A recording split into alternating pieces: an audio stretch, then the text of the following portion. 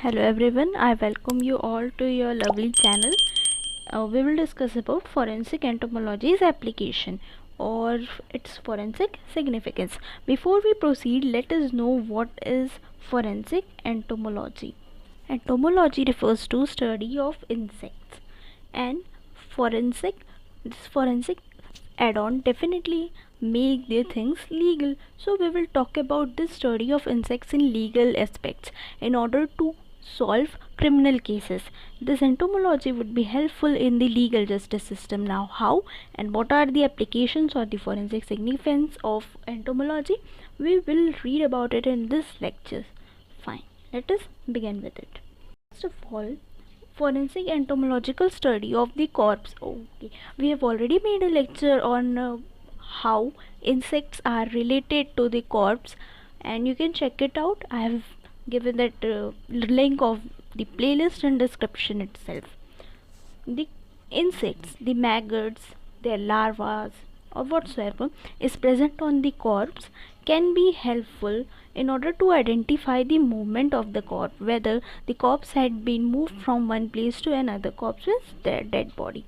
Okay, the body may have been moved after the death. It might be the case culprit might be trying to hide the body after killing it, or in order to falsify that the event must have taken place in this area, or in order to create a fake scenario of the death of the person. Anything could happen. The movement of corpse could take place. Okay, so from the scene of killing to the hiding place, the place may differ. Now how are you going to figure it out whether the corpse had been moved from its original position or not?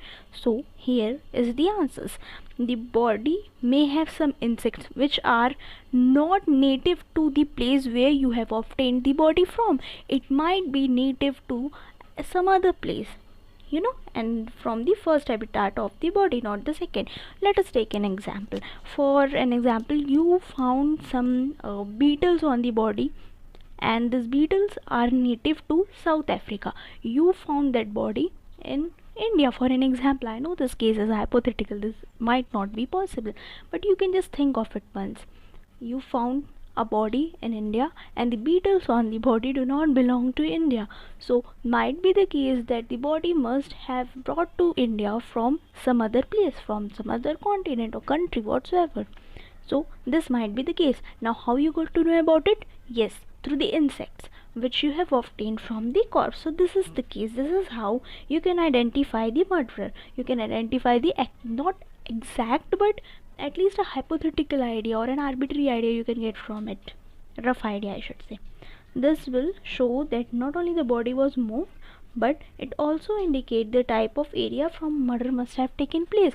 What if the insect that you found on the corpse is mostly found on the area with low temperature? So there are instances that the body must have been obtained or brought from somewhere where the temperature is low, from some cold place. Okay, so the presence and the position of wound can also be identified. Decomposition may obscure the body, and insect basically lay their eggs on the places where wounds are present. So you can also locate the wounds on the basis of this entomological evidences. Insect lay their egg on the places of orifices or openings, for example nostrils or ear, or if mouth is open, there are chances they would lay their eggs on this. But in case if insect has laid their egg on the places other than the orifices, then there are chances of presence of wound on the body. So you can easily identify whether the wound is present on the body or not. Okay, for an example, your palm is not an orifice for sure, but if there is presence of eggs, insects, larvae, eggs whatsoever on your palm, there are chances that could be some wound on your hand, probably a defense wound. Most common type of wound found on your palm is a defense wound, definitely. So this is the explanation of second point. Now insect found on the dead body can also be used for determination of the drug. Now how? Just imagine a case where death must have occurred due to the consumption of drug. Now If there is not enough flesh left on the body, how are you supposed to make the toxicological examination in order to identify the drug? So simple answer is using the maggots that are found on the dead body. Maggots must have consumed the flesh, and the drug from the dead body must have transferred to the maggots, right? They would bioaccumulate the drug. Bioaccumulate means the drug will keep on increasing in the body, or I should say, obviously in the body of the maggot.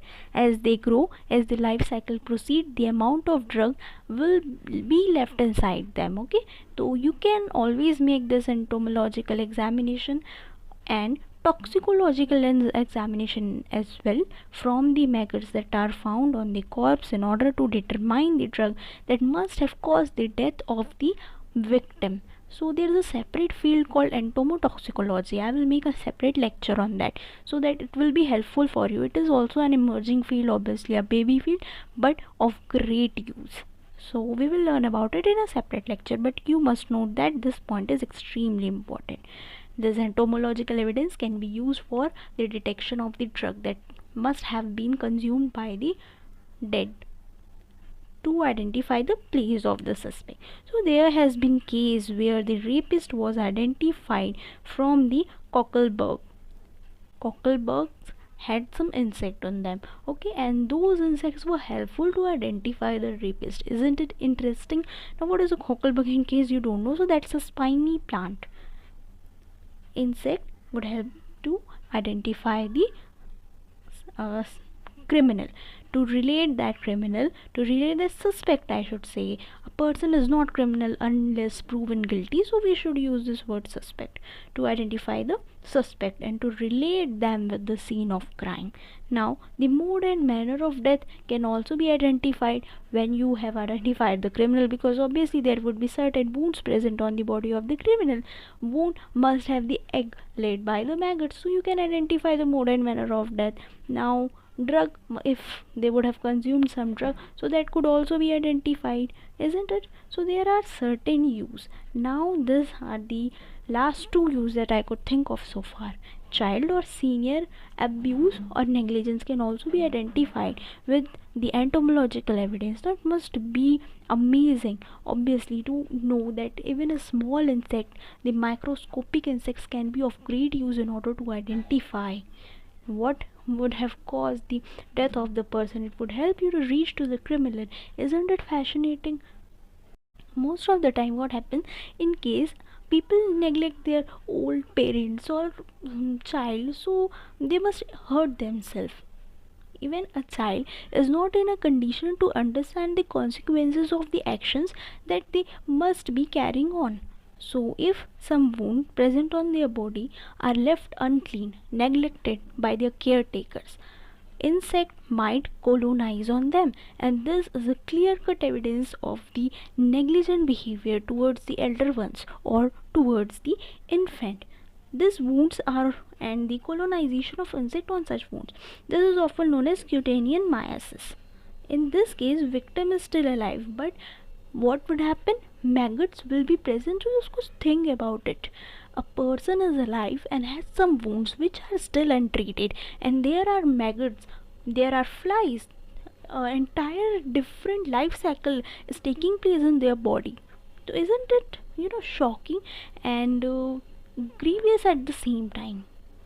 So maggot is infested in their body in such cases. So forensic entomologist will be able to identify whether this is a natural wound or some abuse must have taken place with the elderly person or that infant. We will take an example to understand this in a better manner. If child is neglected, a proper care is not provided to the child, so what would happen? Maggot will be definitely present on their wound if some have taken place, and this maggot would help you to identify the time since last time the diaper of this child has been changed. Means obviously it is again a case of negligence that must have taken place from the parent side. Insect evidence is also sometimes used in civil cases. It is not merely limited to the criminal cases. In case of the food items, if they are spoiled, you can easily figure out there is a presence of some insect on that spoiled food item. So you can easily figure out that the food item is expired and it is being sold. So there are probability of cheating, isn't it? These are the some examples, some instances where you can use entomological evidences as a great tool to solve the criminal cases and civil cases as well. Do subscribe my channel. In further lecture we will discuss about the limitations. What are the drawbacks? What are the lacunas of forensic entomology? What are the major setbacks? Thank you so much and keep studying.